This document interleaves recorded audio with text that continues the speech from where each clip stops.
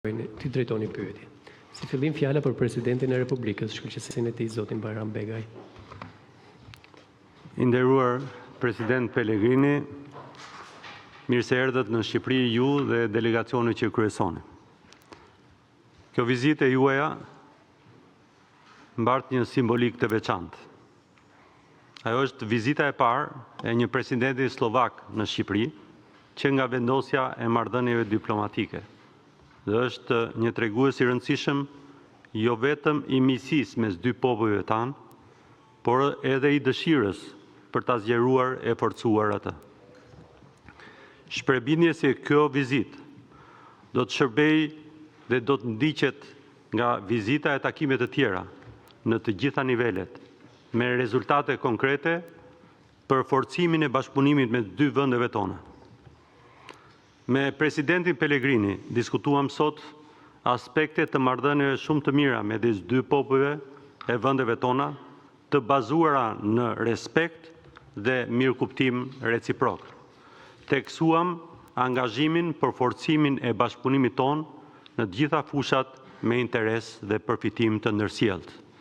Gjithashtu vlerësojmë se marrëdhëniet shumë të mira politike duhet të reflektohen në një agjendë më aktive bashkëpunimi, veçanërisht në zgjerimin e shkëmbimeve në kuadër të diplomacisë parlamentare. Në bisedimet tona vëmë theksin tek nevoja për të rritur dhe zgjeruar bashkëpunimin ekonomik dhe lidhje tregtare midis dy vendeve tona, i cili edhe pse ka rritje në vitet e fundit, mbetet në nivele modeste. Vlerësojmë se ka hapësira dhe mundësi konkrete për të thelluar dhe forcuar më tej bashkëpunimin ekonomik të bashkëpunimit dypalësh. Biseduam për turizmin. Shifrat e regjistruar në vitin 2024 e kanë vendosur Shqipërinë si një nga destinacionet më të rëndësishme turistike, referuar kjo nga Organizata Botërore e Turizmit. Vlerësuam forcimin e bashkëpunimit në këtë sektor, mundësinë e investimeve dhe promovimin e këtij sektori. Por, jo vetëm turizmi ishin një nga temat e diskutimit, po ashtu dhe fushat të tjera që janë të lidhura me bujqësinë, me mbrojtjen e natyrës apo me arsimin. Një temë e rëndësishme e diskutimit sotshëm ishte edhe integrimi evropian. Slovakia është gjithmonë një mbështetëse aktive dhe nxitëse e vendosur e zgjerimit të Bashkimit Evropian. Ajo ka ofruar asistencë, ekspertizë dhe eksperiencë për proceset integruese të vendit tonë në Bashkimin Evropian. I jemi mirënjohës Slovakisë për mbështetjen. Ne jemi të vendosur të avancojmë shpejt dhe besojmë në një proces të bazuar në merit, bazuar në progresin tonë. Ne jemi shumë optimist për të hapur brenda këtij viti të gjithë grup kapitujt dhe po ashtu në objektivin ton kombëtar ne synojmë mbylljen e negociatave me Bashkimin Evropian deri në vitin 2027 dhe jemi optimist se do të finalizojmë antarësimin ton në Bashkimin Evropian deri në vitin 2030.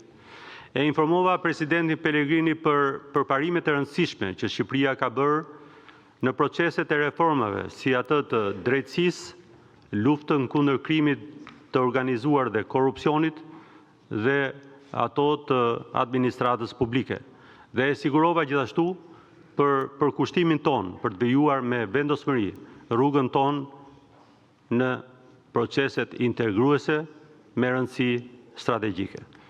Në 16 maj të këtij viti, Tirana do të mirëpres takimin e Komitetit Politik Evropian, i cili është një dëshmi e rolit të Shqipërisë si një partner i besueshëm në rajon. Natyrisht ne sot shfrytzuam mundësinë në takimin ton për të biseduar mbi çështjen rajonale dhe më gjerë dhe theksuam edhe një herë rëndësinë se ardhmja e rajonit ton është në Bashkimin Evropian. Në Ballkanin Perëndimor, paqja dhe stabiliteti të bazuara në prosperitet ekonomik nuk janë vetëm interesa kombëtare të Shqipërisë, por janë thelbësore për të gjithë rajonin, por thelbësore edhe për vetë Bashkimin Evropian. Integrimi në Bashkimin Evropian nuk mund të nënkuptohet apo kuptohet pa një bashkëpunim shumë të ngushtë rajonal. Në këtë kontekst, vlerësova ndihmën që Republika Slovake ka dhënë për Fondin e Ballkanit Perëndimor dhe sekretariatin e saj të vendosur në Tiranë, duke promovuar kështu bashkëpunimin rajonal. Një temë tjetër e bisedimit ton kishte të bënte me Kosovën. Shqipëria vazhduan të luajë një rol të rëndësishëm në promovimin e stabilitetit rajonal dhe mbështet pa rezerva rrugën euroatlantike të shtetit më të ri Kosovës. Për ne, Kosova është një demokraci e qëndrueshme dhe një faktor stabiliteti i rëndësishëm. Falenderova presidentin Pellegrini për faktin se Slovakia ka njohur pasaportet e Kosovës prej vitit 2012. Shqipëria shpreson në mbështetjen e Slovakisë për antarësimin e Kosovës në organizata ndërkombëtare dhe për mundësinë e rishikimit të qëndrimit lidhur me Republikën e Kosovës. Në bashkëpunimin shumëpalës, i shpreha mirënjohje presidentit Pellegrini për mbështetjen e Slovakisë për kandidaturën e Shqipërisë në Këshillin e Drejtave të Njerëzit dhe po ashtu mbështetjen që na ka dhënë Slovakia për mandatin si antar jo i përhershëm në Këshillin e Sigurimit të Organizatave të Kombeve të Bashkuara. Bota po përjeton kohë të trazuara, kërcënimet dhe sfidat janë të shumëllojshme dhe të shumanshme.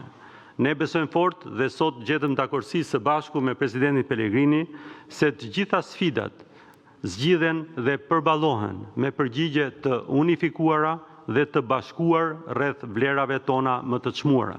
Shqipëria mbetet një partner i besueshëm i komunitetit euroatlantik. Shqipëria beson në një Europë të sigurt dhe dëshiron një NATO të fortë, si dhe bashkëpunim të ngushtë mes Aleancës dhe Bashkimit Evropian.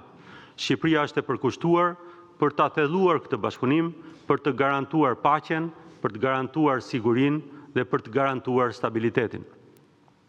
Në mbyllje dëshiroj të falenderoj presidentin Pellegrini dhe delegacionin slovak për këtë vizitë mjaft domethënëse. Jam i bindur se kjo do t'i shërbejë si shtys bashkëpunimit më të thellë dhe marrëdhënieve më të ngushta në interes të qytetarëve tanë. Shumë faleminderit president Pellegrini për këtë vizitë sot në Shqipëri. Fjala për presidentin e Republikës Slovake, shkëlqësinë e tij zotin Peter Pellegrini.